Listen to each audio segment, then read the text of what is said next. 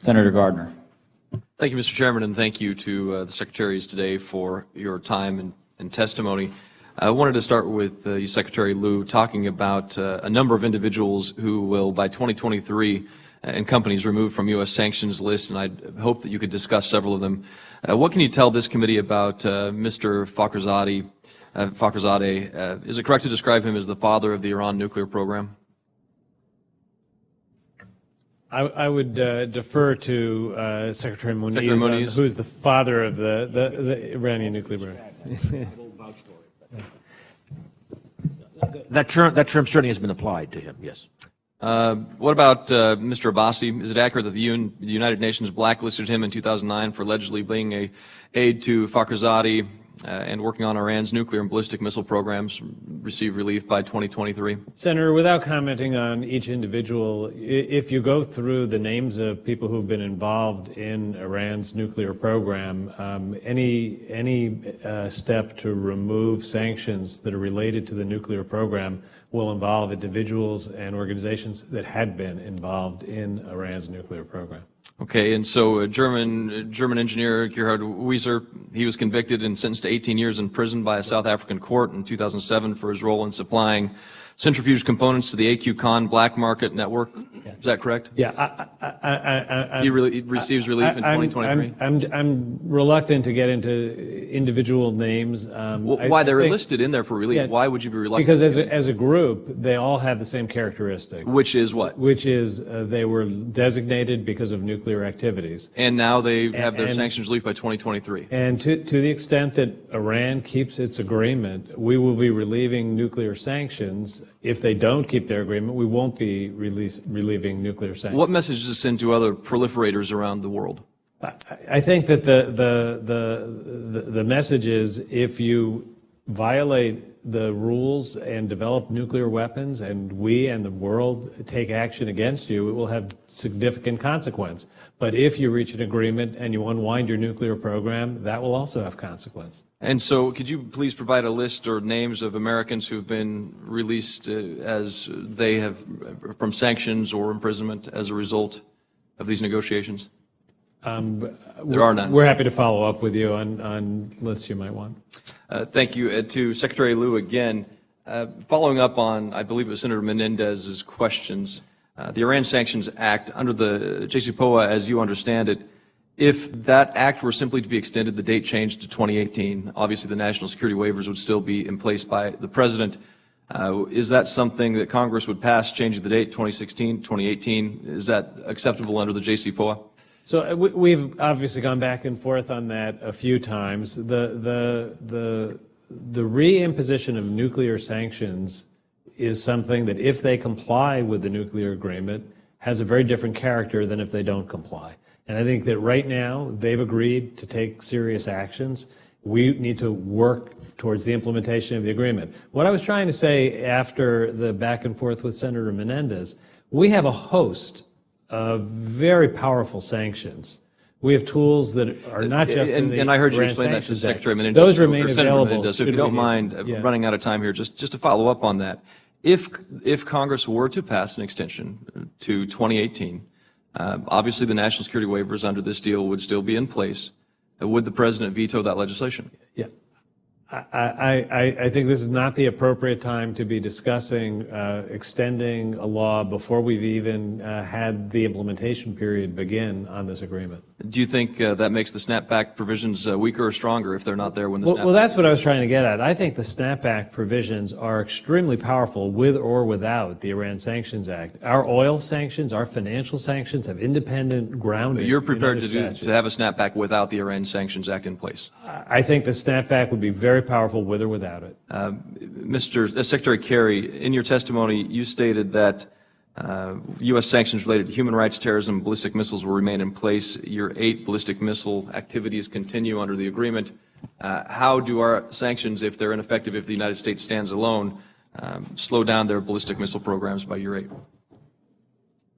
Well, the fact is that, regrettably, they've been pursuing certain things without recourse. And one of our determinations here is to up, I think the President said this in the East Room when he was press conference the other day, that the for instance, They've been transferring weapons for 20 years to Lebanon, to Hezbollah, and there may be as many as 70 to 80,000 rockets now, we all know, that are a threat to Israel. We need to, all of us, be engaged in a stronger effort to prevent the movement of these weapons. And So we have by the lifting the tools- sanctions in year No, 8, no, no, is but I'm- Israel safer today under this provision with Well- the ballistic missile embargo lifted? There is absolutely no question whatsoever that Israel is safer because Israel is going Let me through- raise, with the embargo lifted, Israel is safer.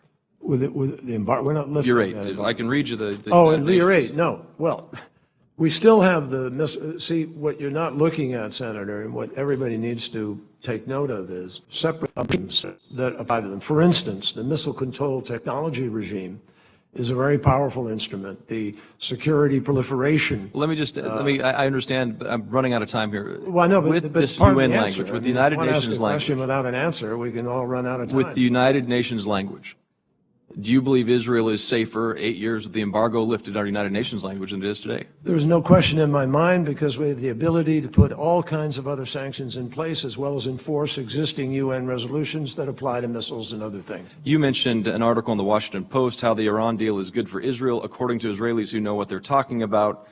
Do you believe Prime Minister Netanyahu, who is highly critical of this deal, knows what he's talking about? Prime Minister, Senator Kane. Thank you, Mr. Chair, and thank you to the witnesses. This is very hard because diplomacy with an adversary, with an enemy, is hard. Diplomacy with a friend can be hard. But diplomacy with an enemy, President Truman, when he proposed to spend billions of dollars to rebuild the economy of Germany after they had done 2 wars against the U.S. in 25 years, that was hard. And there were objections and there were no votes. President Kennedy, nuclear test ban treaty with the Soviet Union, during the Bay of Pigs they were negotiating, that was hard. It was controversial and there were no votes. Diplomacy with an adversary is hard. Diplomacy with an adversary is often necessary. This is a deal that, in my review, produces a dramatically better position for about 15 years than the status quo before negotiations started. When you started the negotiations right before, Iran had a program that was 19,000 centrifuges and growing. You've knocked it back to 6,000. 12,000 kilograms of enriched uranium, enough for multiple weapons. You've knocked it back to 300. An enrichment level 20% and climbing. You've knocked it back to 3.67%. A heavy water plutonium facility at Iraq, they're dismantling it. They were on a path where they had a huge program and it was growing. For 15 years, this deal with the inspections mechanisms, et cetera, produces a dramatically better status quo for the United States, for regional allies, for the world. My questions are about after year 15. Secretary Moniz, various provisions start to come off, certain elements of the program, certain inspections beginning in year 8, 10, year 15, the 300 kilogram cap comes off. When you get to year 25, here's how I read this deal. The deal basically is Iran commits in the first paragraph of the agreement, under no circumstances will Iran ever seek to develop, purchase, or acquire nuclear weapons. They've agreed to all the NPT obligations going forward, and they've agreed that any nuclear program will be completely civil in nature. They make that commitment. What we have to determine if they would cheat would be the intelligence that we have, the knowledge we've gained through 25 years of enhanced inspections, and the ongoing inspections under the NPT, especially the additional protocol. Is that level of knowledge sufficient at year 25 and thereafter to detect if Iran tries to violate this deal and acquire nuclear weapons? Well, I think it certainly puts us in a far stronger position than we would be otherwise, and I think the risks on their part would be enormous to try to break their commitments. And I think you've put your finger on a very important thing, which I think our intelligence community would support. We should not forget the tremendous knowledge of the program, what they're doing, where they're doing it, over 25 years. We will have a lot of indicators to really amplify our national means. That's a good segue to the question I want to ask Secretary Kerry, which is about alternatives. You talked with Senator Murphy about them. I think there were those who objected to the negotiations starting in November of 2013. They were against that diplomatic beginning. If we could go back to that status quo, it seems to me that the status quo then was we had sanctions, they were punishing Iran, hurting their economy, but they were racing ahead on their nuclear program. We were hurting their economy, but the nuclear program, 19,000 centrifuges and climbing, 12,000 kilograms and climbing, enrichment percentage climbing, Iraq heavy water moving ahead. If we just had lived with that status quo, it seems to me one of two things was going to happen. Either they were going to eventually capitulate because of the sanctions, or they were going to get a nuclear weapon. There were two odds. I don't know, and I'm not going to ask you to assign odds to those two things, but there was a significant risk. The program, had you not started diplomacy, they were going to get a nuclear weapon, and you have forestalled that.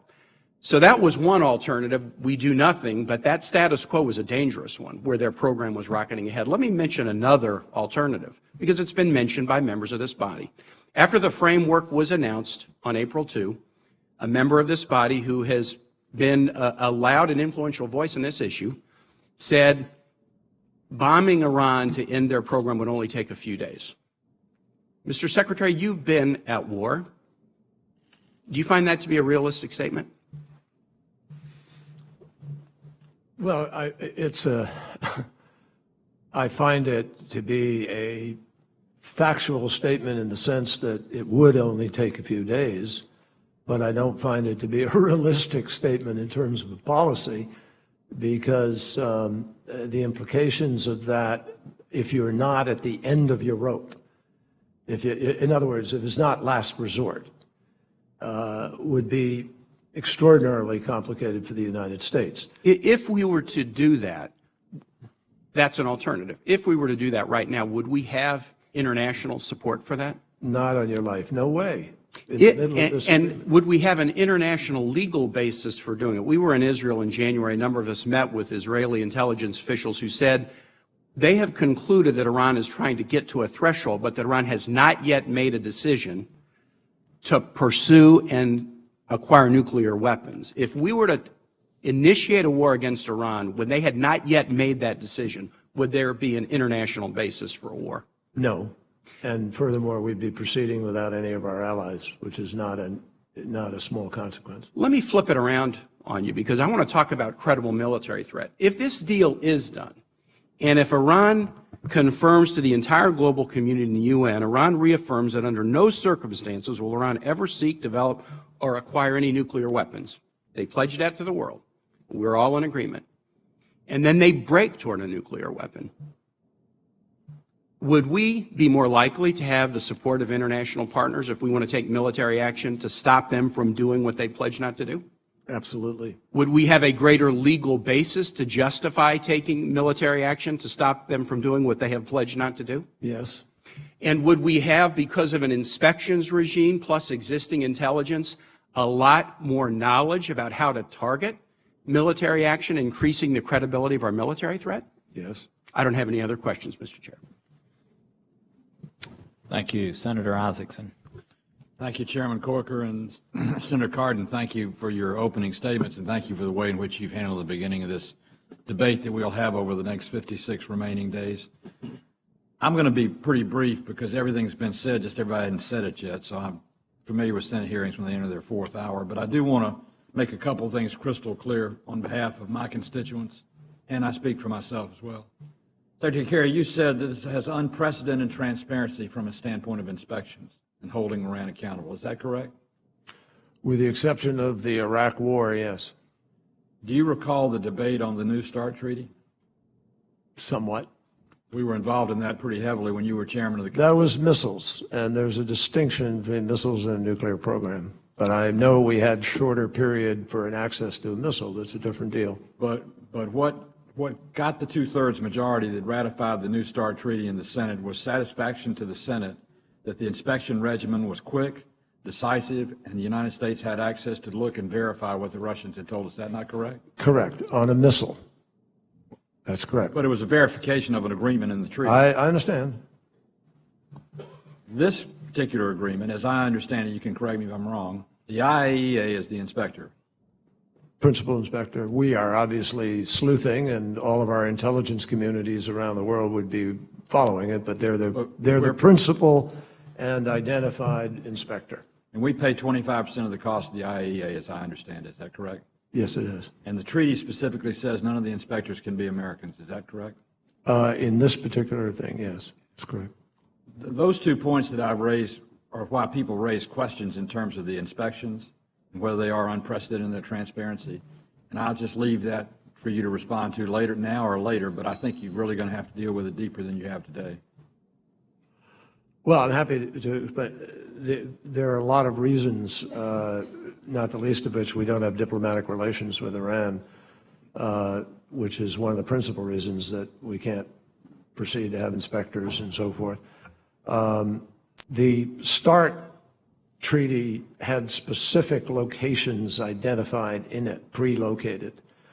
This inspection is for things that we can't pre-locate. These are for what we might suspect at some point in time, or what we might have some evidence of at a point in time. And so what the START inspections are analogous to is an IAEA visit to a declared location. We have that. We have the same thing. Declared location in START, declared location here.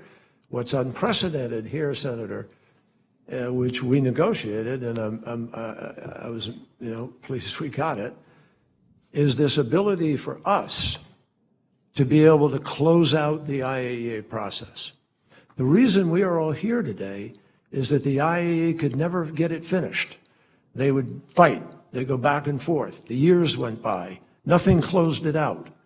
We have an ability, through the Joint Commission here, to vote, go to the UN Security Council, and mandate that they give us access. And if they haven't given us the access, they are in material breach, and we get snapback of the sanctions. So there's an automaticity to this that doesn't exist in other agreements. Okay.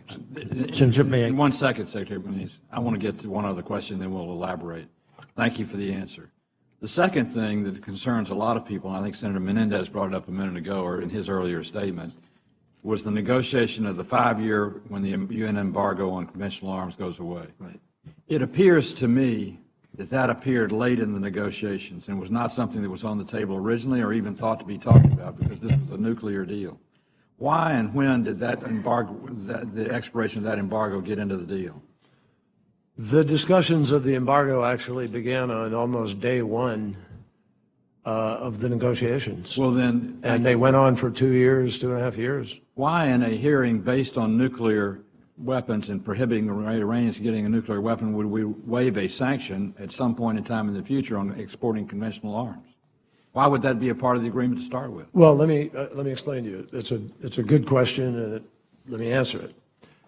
It was slid into the UN resolution at the last minute. Frankly, the arms embargo provision. The arms embargo and the missile. The arms embargo specifically was the last minute. Then UN Into the nuclear resolution, right. right? Then UN Permanent Representative Susan Rice helped write that, or wrote a good part of it, and she put it in. And in fact, the Iranians bitterly objected to it, felt it was being rammed at them in the context of a nuclear agreement, and it had no business being part of a nuclear agreement. It's conventional arms, and they thought they had every right in the world to do it. They have fundamentally ignored it for all these years, but they made it clear from the get-go that one of the primary red lines was they had to get all those sanctions lifted. We said, no, we're not going to lift them. We're not going to do this when your behavior, look at what you're doing in Yemen, look at what you're doing with Hezbollah. We're not going to lift it. The problem is, Senator, we had 3 countries out of 7 that were ready to lift it altogether on day one, and 4 countries that said, no, we need to keep it. So the compromise ultimately was recognizing that we had many different ways of coming at the enforcement of activities on missiles and arms, with specific resolutions for no arms to the Houthi, no arms to the Shia in Iraq, no arms to Hezbollah, no arms to Libya, no arms to North Africa, to North Korea. All these are existing resolutions that we have and can enforce. So we didn't think we were losing anything. In fact, we won a victory to get the 5 and the 8 to continue them in the context of a nuclear resolution where they believed they didn't belong in the first place. My time is almost up, so I'm going to interrupt, and I apologize for doing so. No, that's fine. But correct me on one thing. You said at the beginning it was on the table from almost the beginning? Well, the point, no, what was, No, let me finish. their Well, I heard- demand was on the table from the beginning. Okay. Their demand, and we said no from the beginning. And then you frankly, s- and then we you knew s- this was going to come down to be probably the last issue. And then you said, quite frankly, it was slid in at the end. At the UN by Susan Rice, when she first wrote Resolution 1929, the arms embargo came into that resolution at the very last minute. Well, my only point, I'm sorry I'm cutting you off, but I don't want to be respected all the time. The inspection and the transparency of those inspections, and some satisfaction we didn't give away the store on conventional arms to put Israel or some of the other Middle Eastern countries in jeopardy, is a serious question that needs to be responded to. Secretary Moniz, you wanted to say something. I was going to add a small footnote to the issue of the countries without diplomatic relations not being part of the inspection team, which obviously includes us. I just wanted to point out that, again, that for decades now, all the inspectors are trained, have training here in the United States. We're very confident in a very, very broad set of very competent people. In addition, and I could get you the exact number, but right now I think we have about a dozen Americans in the safeguards effort at IAEA, and obviously they play a very critical role. I would love it if you would get me that information specifically. And Senator, I'll get you a list of all the mechanisms we have to prevent the arms from flowing that are a threat to Israel in the region. Those are critical questions to me, and I think the American people. Thank you for your service to the country. Thank you. Thank you.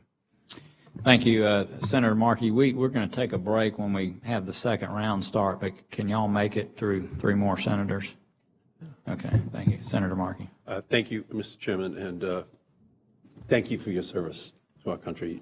We very much appreciate all your great work. Secretary Moniz, one of the assertions which is made is that after 15 years, that all bets are off, and that Iran can then begin to enrich, theoretically, up to 90%, if they want, which is a bomb-grade material. Could you deal with that issue? That is, what happens in 15 years? What happens when Iran announces that it would go past 3%, go past 5%, go past 20%? In terms of its enrichment of uranium? What is the law, the regulation, the sense of the world community in terms of what they could do at that point to make sure that there was not a bomb-making program that was now put in place in Iran? Well, of course, Senator, first of all, whether it's 15 years or 20 years or whenever, they will be required to report all their nuclear activity, and clearly, if they were to report that they were enriching to 90%, every alarm bell in the world would go off, because there's no reason to do that. And when the alarm bell went off, what would then happen? I would imagine there would be, first of all, extraordinarily strong, and I would imagine cohesive international pressure, perhaps sanctions, and perhaps a military response. So, for example, what would Russia's response be in 15 years if Iran started enriching to 50, 60, 80, 90%? What would happen? Everything I saw in the last months of negotiation is they would be solidly with us in very, very strong opposition to that. Secretary Kerry, do you agree with that? Totally. They and China were really surprisingly and very welcomingly deeply committed to this effort, and very anti any nuclear weapon for Iran.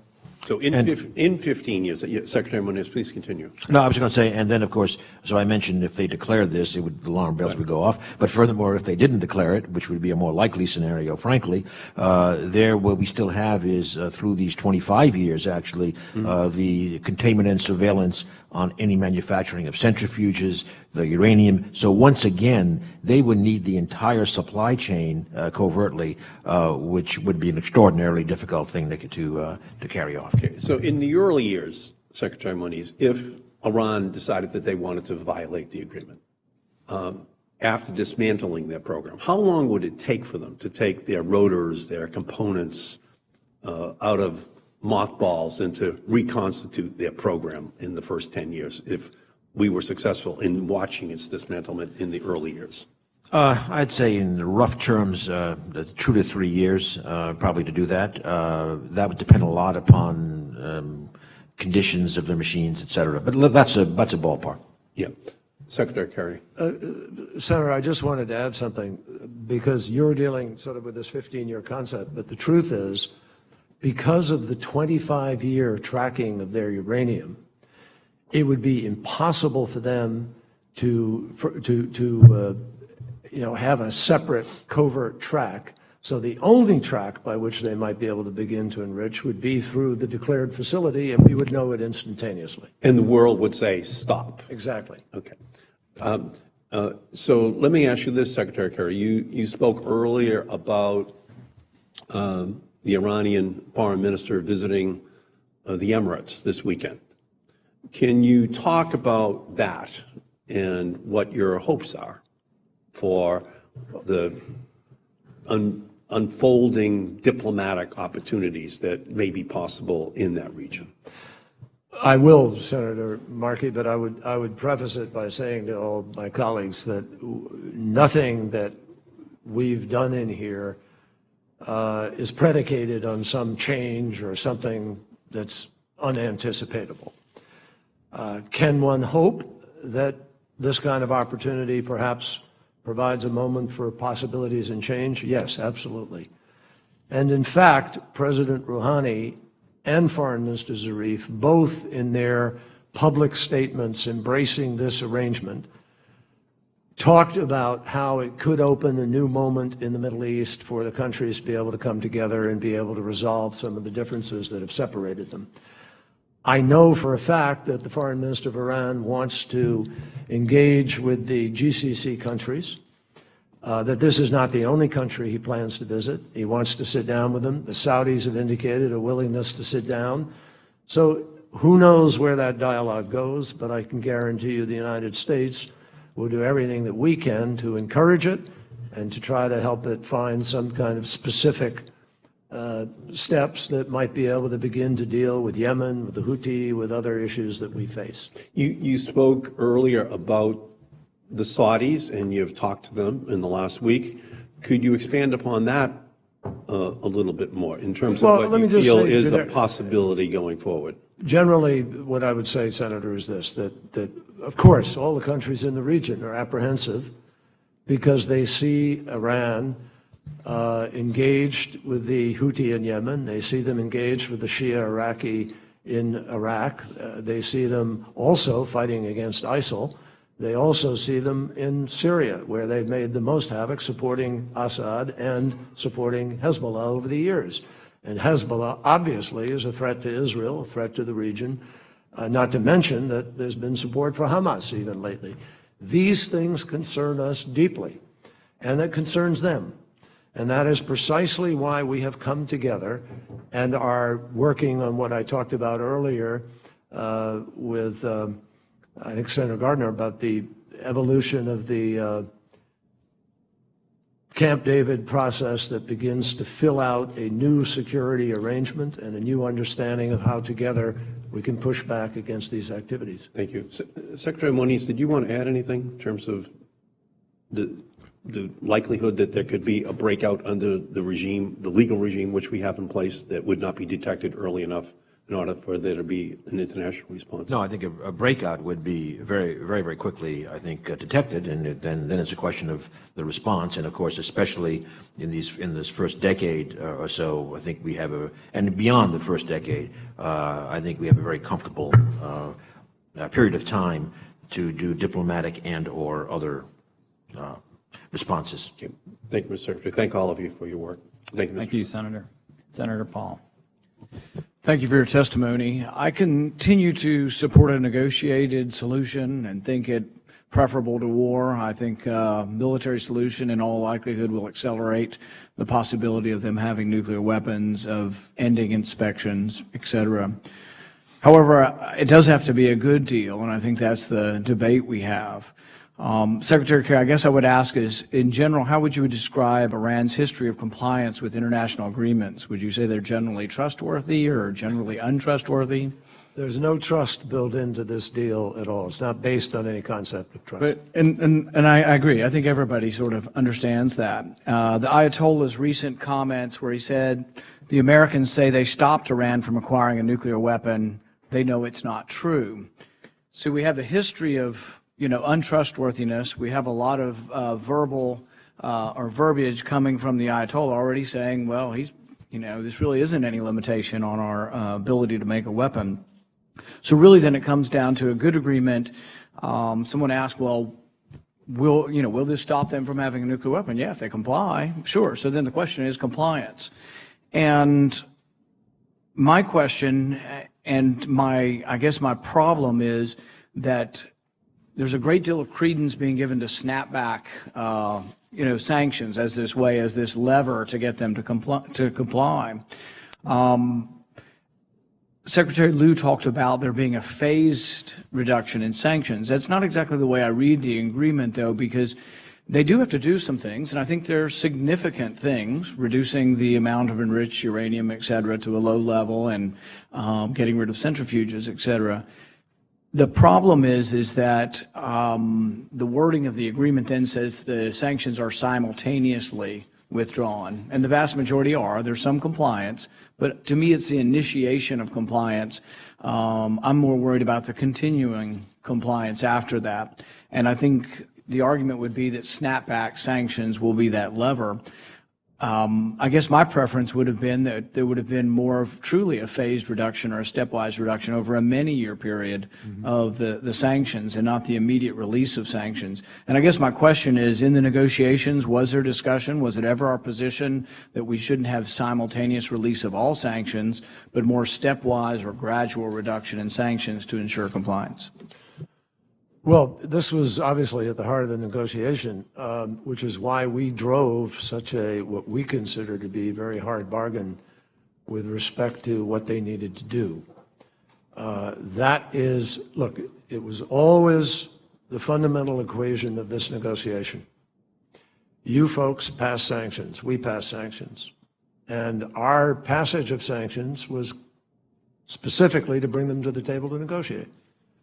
So if that was the negotiating lever, clearly when they came to the table, they wanted the lever taken away. And so the quid pro quo here was always, what restraints will we get? What insight to their program? What long-term commitments can we get? They can't get a bomb. How do we fulfill President Obama's pledge to close off the 4 pathways to a bomb? That's the exchange. And they get some relief from sanctions. Now, their insistence for 2 years was obviously this notion, and all the way to the end, actually, has to all go away at once. Everything, all sanctions, all the UN, everybody's sanctions. Well, we resisted that. We didn't do that. That's not what happened. What we did was we wound up securing the 1-year breakout time, going from 2 months to 1 year. Securing the safety of reducing their operable centrifuges and reducing the research that they could do on the next advanced wave of centrifuges, reducing the stockpile, locking it in at a low level that couldn't produce a bomb, locking in their enrichment level at a low level that can't produce a bomb. So in exchange for all of the things we've required them to do, which, by the way, Senator, are genuinely extensive, they have to undo their piping. They have to undo their electrical. They have to move things. There's a huge amount of work they do. So when that is done, I don't know whether it'll be 6 months or a year, but when it is done, we lift the fundamental component of financial and banking sanctions that were the heart of what brought them to the table. That's the exchange. But I guess the point is that everybody that's for the agreement, yourself included, are saying this will prevent them from having a nuclear weapon, and the Ayatollah is saying exactly the opposite. Well, no, the Ayatollah has actually, and you're the intel community, I urge you to connect with them. There is no decision there whatsoever. What he's doing is protecting his domestic turf. I know, By the but way, he's saying the opposite. Well- He's saying that this is not true, that this does not stop us from acquiring a nuclear weapon. That troubles us. Zarif was saying the same thing in March when you came out with your statement of what you thought the agreement meant. Yeah. They were saying the opposite. It troubles us. Here, let me Those fill you who in. want, I want a negotiated settlement. I want to believe that we could have an agreement, but it troubles us that immediately the Iranians say the opposite No, he's of what not we're saying being the told. opposite of this. In fact, the Supreme Leader's quote is in this document that Iran will never go after a nuclear weapon, and the Iranians happily put that in, and the intel community will tell you they have made zero decision Right, to but try you to go dispute for it. what he said this week. The Americans say I they know what he stopped said. Iran from acquiring a nuclear weapon. They know it's not true. And you know why he's saying that? Because he doesn't believe the Americans stopped us. He believes he stopped them because he issued a fatwa. And he has declared the policy of their country is not to do it. So he is, as a matter of sovereignty and pride, making a true statement. He doesn't believe the Americans stopped them. He said they didn't want to get one in the first place. Thank you. Thank you, Senator Coons. Thank you, Chairman Corker and Ranking Member Cardin, for convening this important hearing. And I'd like to thank all three of our witnesses for your service to our nation and for your testimony here today. I think we all share a simple basic premise, which is that the United States must not allow Iran to acquire a nuclear weapon. A nuclear-armed Iran would threaten our national security, our vital ally Israel, and the stability of the entire Middle East. And so in the next 2 months, I will review the details of this nuclear agreement and consider its ramifications for our nation and for the region. I'll compare it to the alternatives and support it only if I'm convinced it sufficiently freezes every Iranian pathway to a nuclear weapon. In my years as an attorney for a corporation, I would often get handed a big, complex deal by optimistic business units that believed they'd launched a new marriage, a new partnership, and my job was to review it, not with the wedding bells ringing in my ears, but with the likely divorce day in the picture before me. Because frankly, no one ever pulled those agreements out again unless there was a violation, there was a disappointment, there was a breakdown in the relationship. And I'll say, as I look not at the spin or the politics of this agreement, but as I dig into the substance of it, it is an agreement built on distrust. It is a wedding day where the bride is shouting, "I hate you and your family," and the groom is shouting, "I distrust you and you've always cheated on me," and each is announcing their distrust of the other really at the outset. And I do wonder what the alternative is, given that disagreement here seems inevitable. So let me turn to the wedding guests and a question about how that may play out. A key piece of this agreement is the Joint Commission, a joint commission that has 8 representatives, P5+1, and the European Union and Iran. And they will resolve access disputes. They are a key piece of how we would get access to undisclosed sites. And if Iran doesn't sufficiently answer IAEA concerns about a suspect facility within a certain number of days, there's a consensus vote and so forth. But our confidence about our ability to resolve disputes under this agreement depends on the reliability of those votes.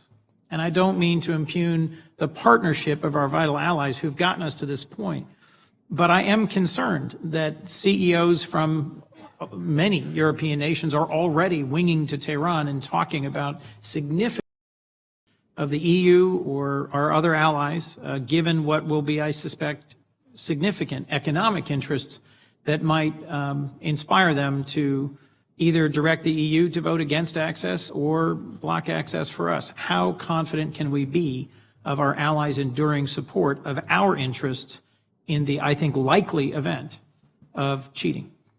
I think we can be very confident, and here's the reason why. The access issue goes to the core, the absolute core of this agreement, which is preventing them from getting a weapon. And if we have sufficient information, intelligence, input, shared among us, by the way. We share all this information. And by the way, Israel will be feeding into that. The Gulf states will be feeding into that. If we have any indicator that there is a site we need to get into, and we've shared that amongst each other, we're in agreement. This goes to the heart of this entire agreement. They will prosecute that. They will understand the circumstances. And by the way, there's a converse, there's another side of that coin about the economic interests.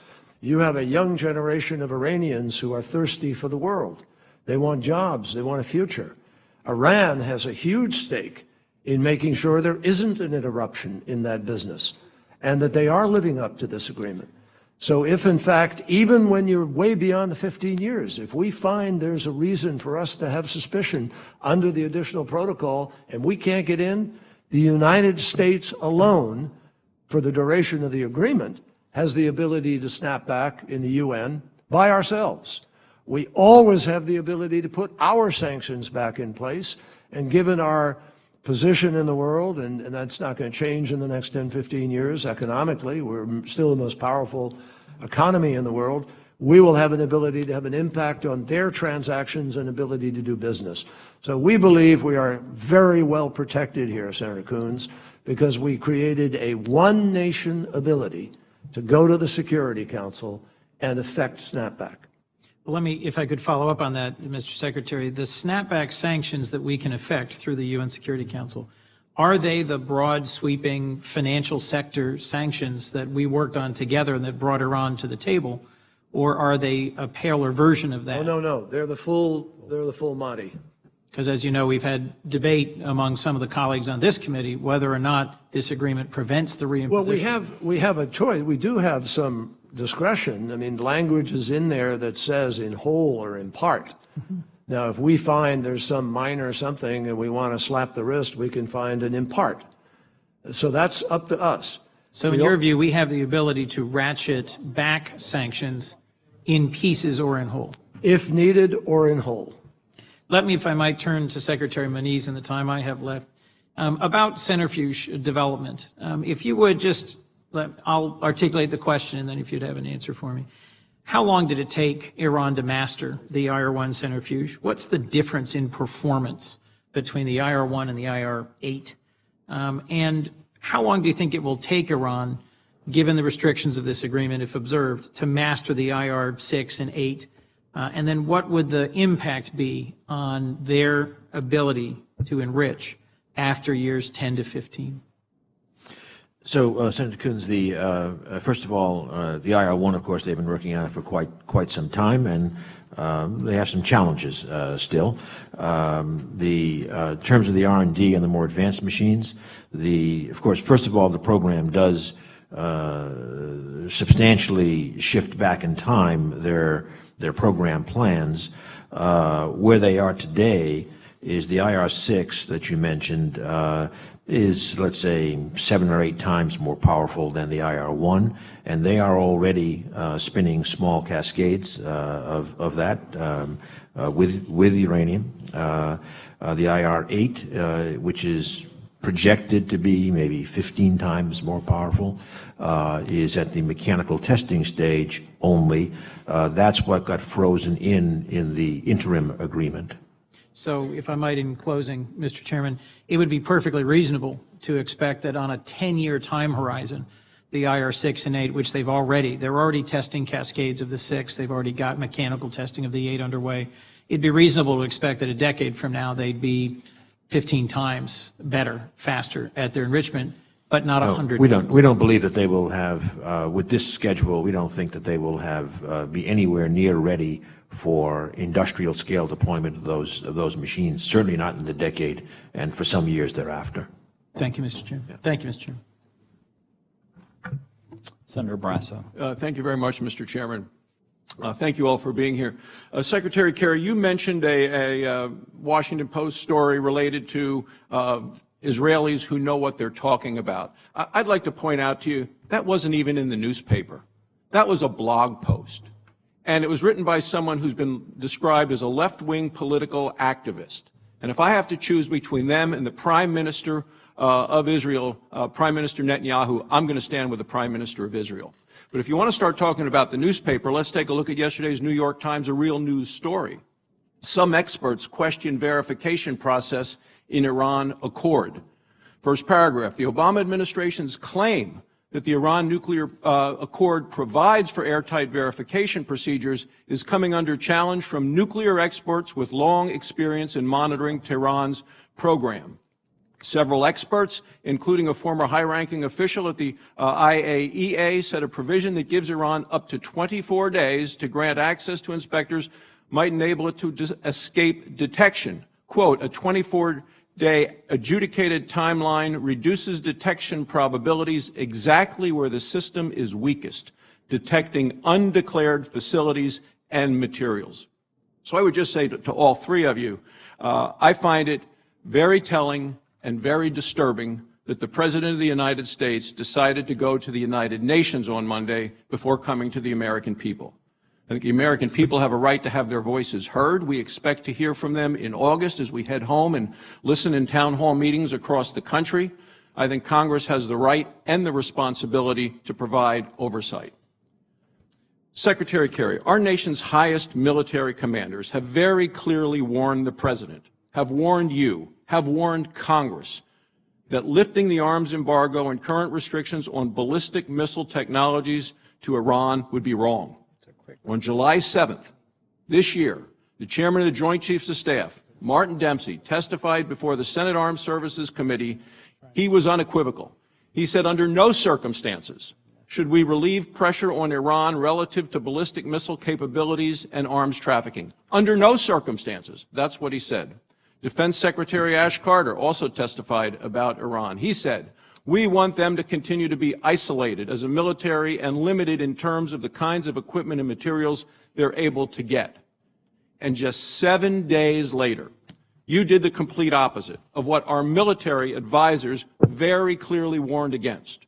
You disregarded the views and the advice of our top military commanders, negotiated away these important restrictions on Iran getting deadly military technologies.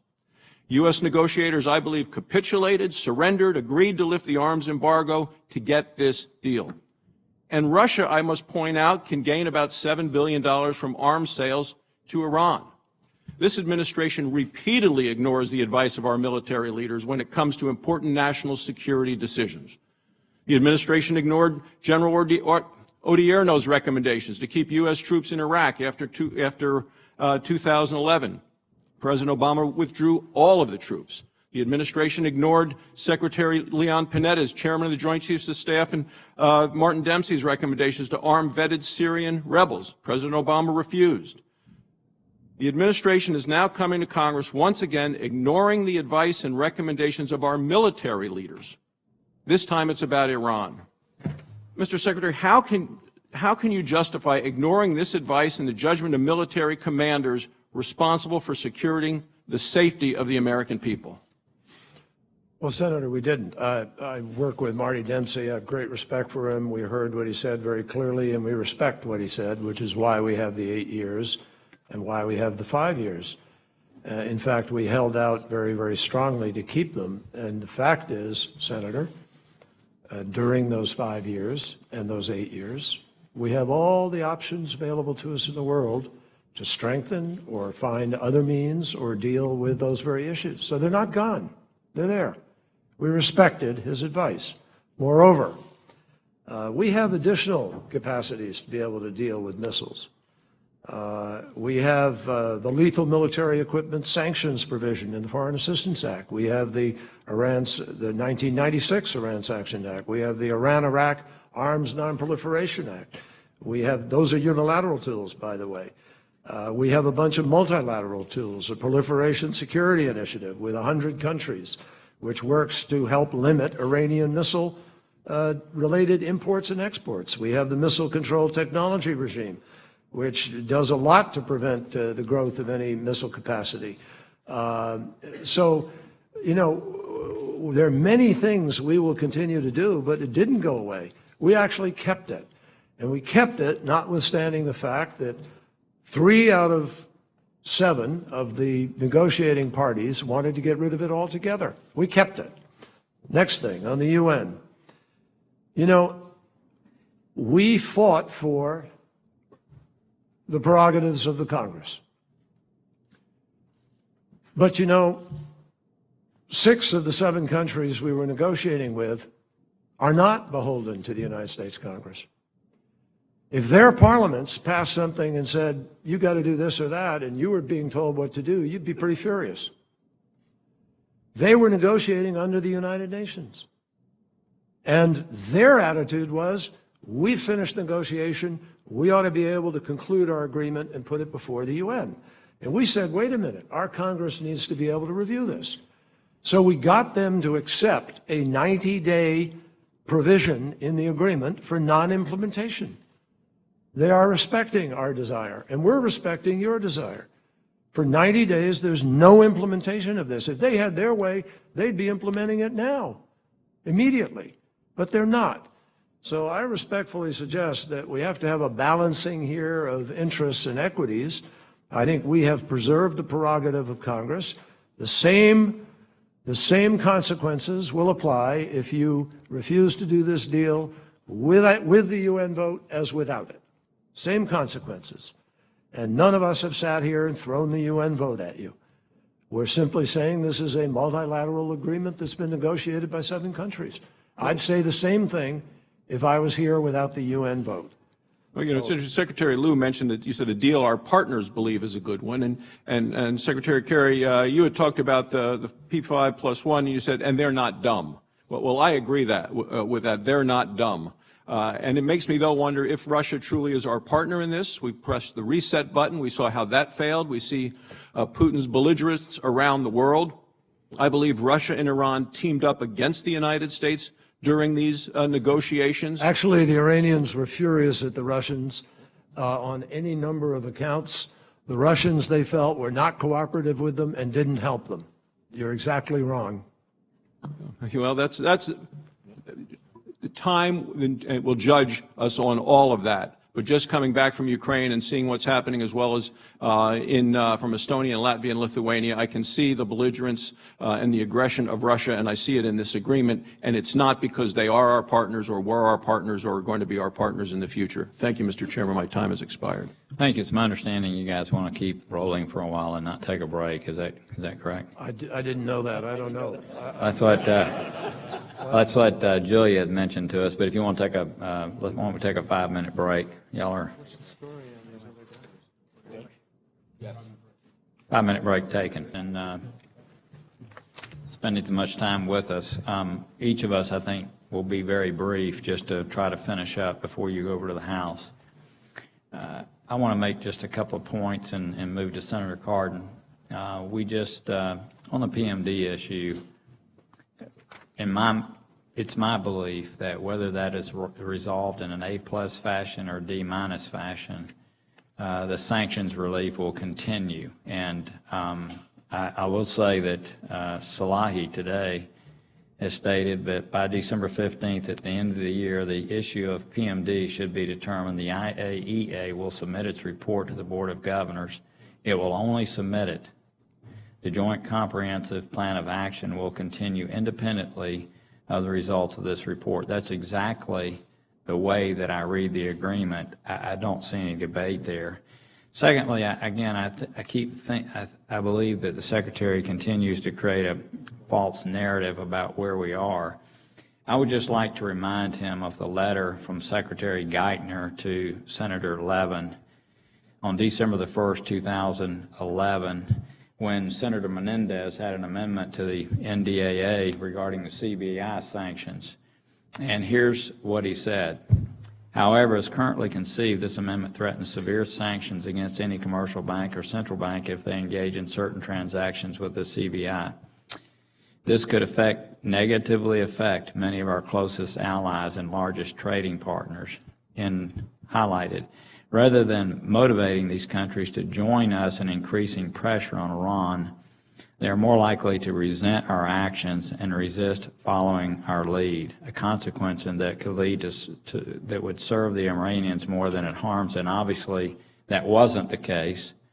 Obviously, through U.S. leadership, it actually caused them to come to the table.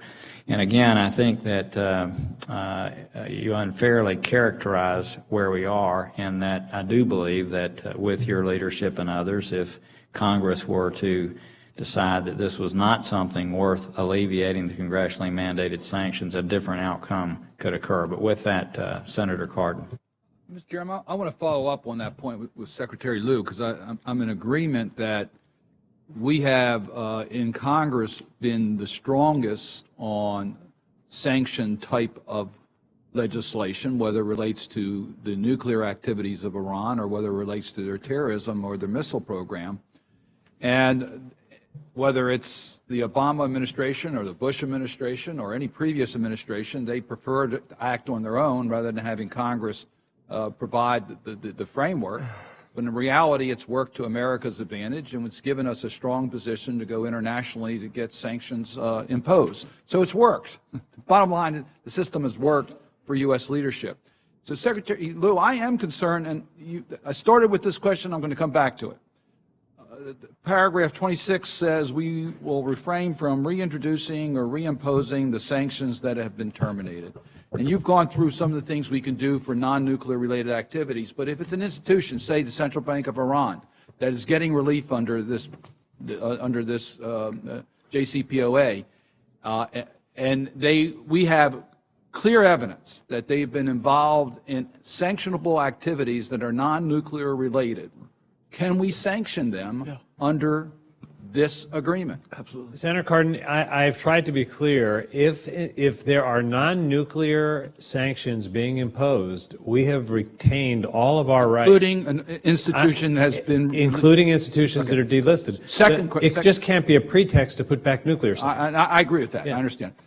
If we have clear evidence that Iran has used its crude oil sales in a way that has furthered non-nuclear sanctionable type of activities, can we go back to the crude oil issue if we have clear evidence that that would further provide relief in regards to a non-nuclear activity? I think in principle we have not taken any of the means that we have of applying economic pressure off the table for non-nuclear purposes. So it could be sectorial to the types of relief that they've received under this agreement?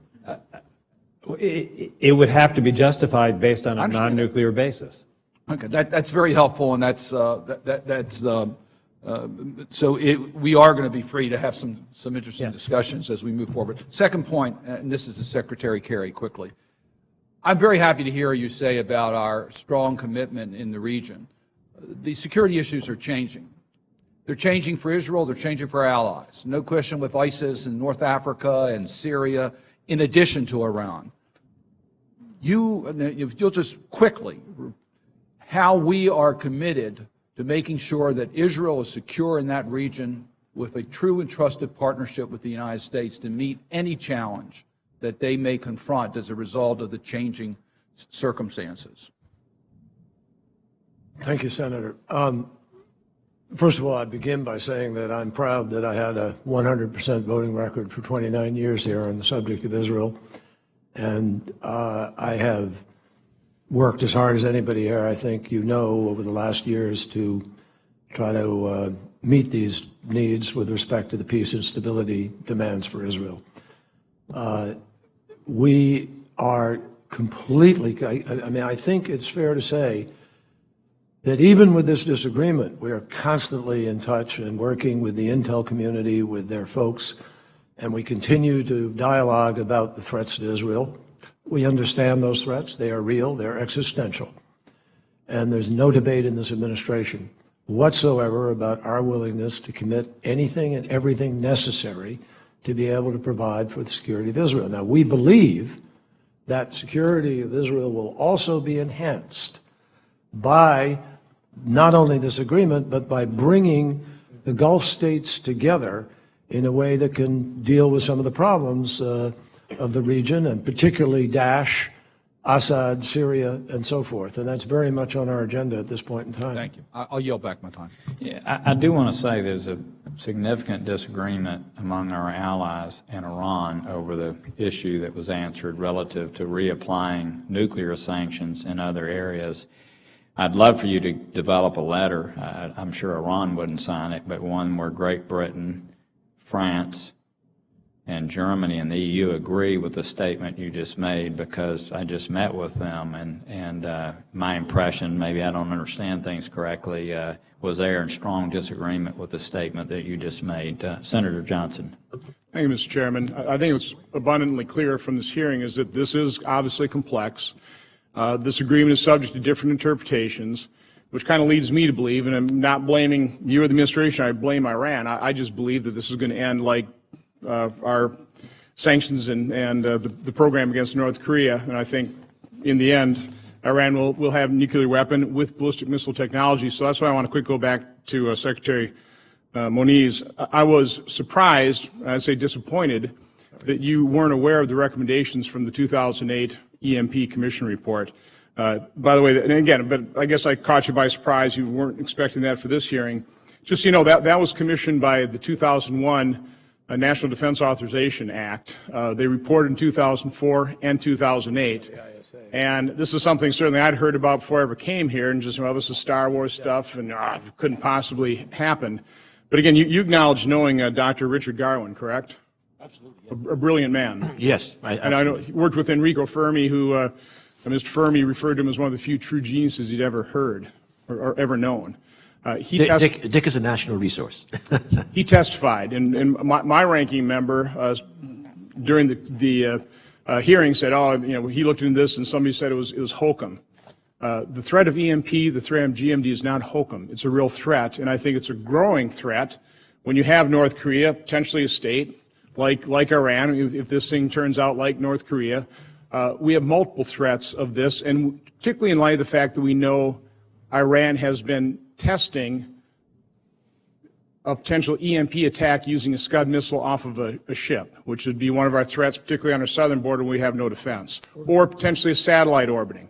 So again, I just want to make sure that you're fully aware of that, because the 2008 EMP Commission pretty well tasked DHS and Department of Energy as the two lead departments to enact their 15 recommendations. And again, they're pretty basic recommendations. You know, evaluate and implement quick fixes, assure availability of equipment, replacement equipment. And again, what Dr. Garwin reported, and this is what I thought was actually pretty encouraging, is if we would just protect 700 transformers to the tune of about $100,000 per transformer, that's only $70 million. But again, it's been 7 years since that recommendation, and again, the Secretary of the Department of Energy didn't really know anything about it. So I guess I'm just asking you. Can I clarify, though, Go ahead. Senator? I mean, I know something about EMP. I don't know that specific report, and including the effects. And as I said, and also, by the way, I will, Dick Garwin also does a lot of work with our OSTP. I will talk with Dr. Holdren, the President's Science Technology Advisor. Maybe there's an administration-wide thing that we can do and consult with you on that. But I do want to emphasize, in April, we did our energy infrastructure report, and the issues of transformers and EMP and other threats were there. And furthermore, we have made a recommendation about going forward in a public-private partnership to potentially establish a transformer reserve in addition. So I would love to discuss this. I just don't know that particular report. I know the issues. What we'll probably do is call you in for a hearing in front of my committee, Homeland Security.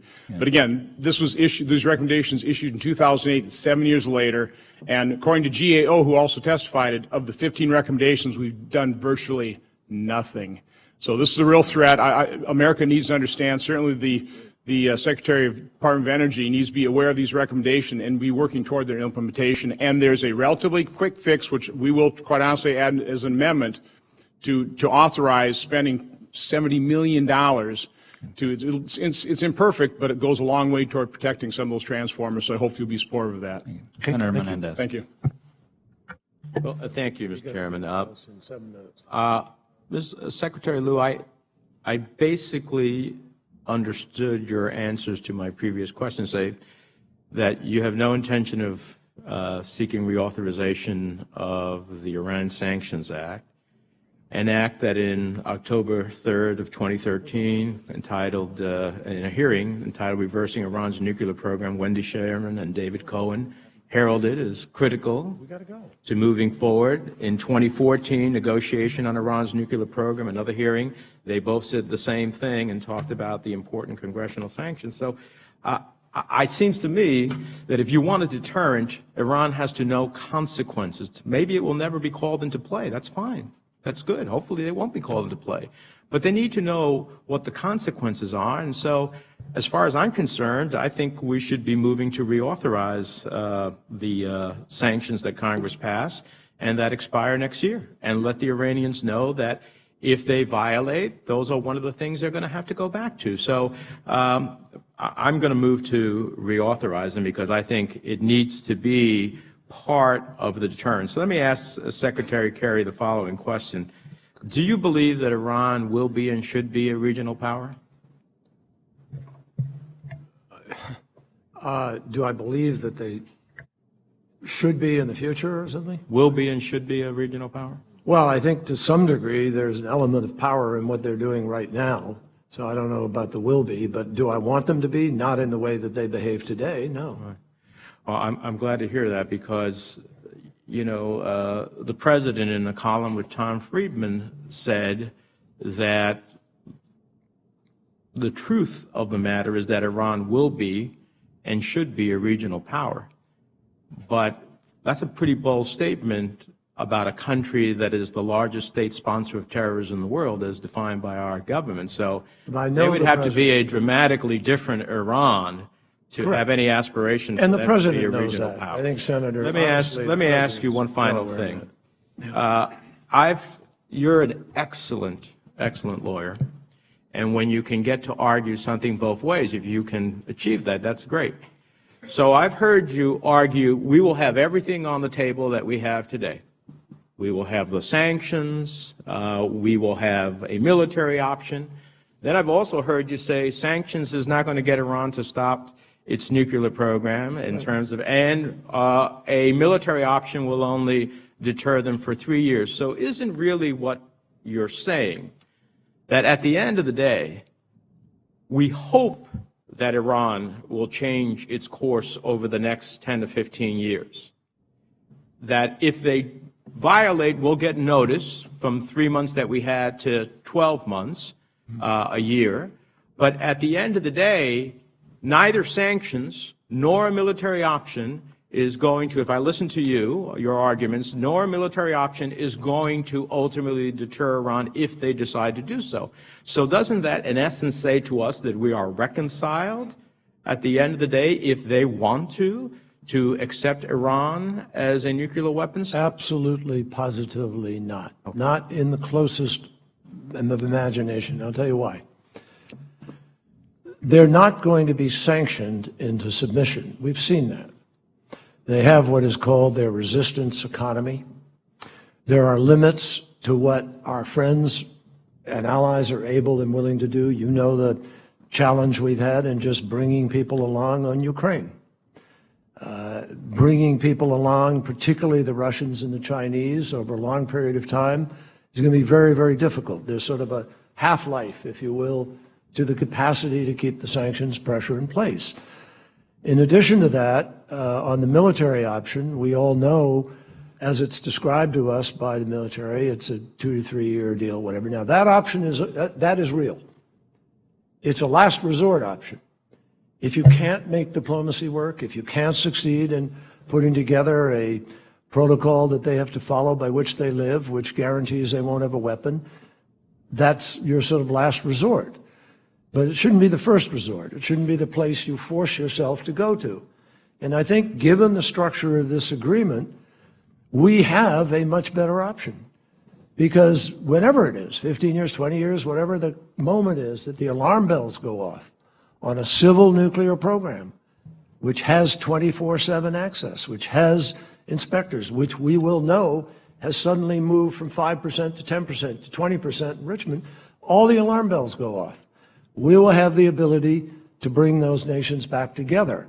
And the question is, do you have a sort of readiness and willingness of those countries to come together because you've honored a process and worked through a process, or are you, sort of pushing them away? The point is to come together, what, for the sanctions that you say won't lead them to No, but change their sanctions course. obviously brought them to the table. That's a different thing. Or come together for a military option, which at the end of the day will deter but not end it. I mean, I just don't understand the proposition. Let me. Sounds like your proposition will be there whether it is today or whether there's a violation No, in Senator, the future. because I believe this deal, in fact, achieves what we need to achieve now. We wouldn't have come to you. We wouldn't have signed this I assure you, Germany, France, Britain would not have signed this agreement, all of us together on the same day, if we didn't have a sense of confidence that this is doing the things we need to do, shutting off the uranium path, shutting off the plutonium path, shutting off the covert path, and so forth. And we believe it does that. That's why we're here. We believe it does that. Now, the proof will be in the implementation. We all know that. But we have a sufficient cushion here of those years because of the very dramatic steps Iran has agreed to take and to implement. We have a very real cushion during which time we have a chance of building up confidence. I'm not going to sit here and tell you that's absolutely going to work 100%. I believe it will. But if they don't comply, I do have confidence we're going to know there's noncompliance. And then we have the options available to us that we have today. Mr. Chairman, I know Secretary Kerry said that he had to leave at 2:30. We do, I'm afraid. And we have a couple more witnesses. So if that's a hard time, I think we should. It is a hard time. I actually have to be at the House right now. You okay with that? Well, listen, obviously this is a serious matter that the three of you have spent a tremendous amount of time over the last 2 years. We appreciate your patience with us today and testifying the way you have. We appreciate your service to our country. Julia, who I know was having a heart attack as staffer, we thank you and hope you have a good meeting with the House of Representatives. Thank you. Thank you very much.